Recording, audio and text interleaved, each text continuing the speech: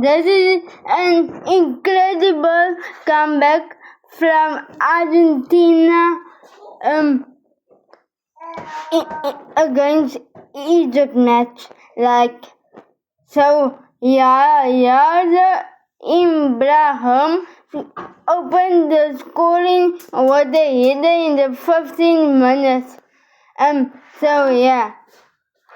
then in the 67th minute, Mustafa Zico doubled the lead in the 67th minute.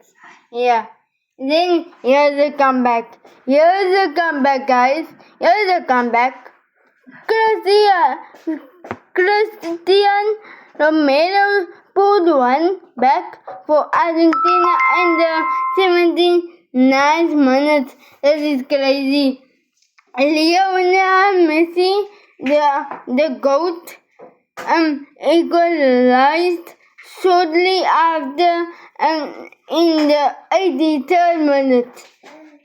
This is crazy, guys.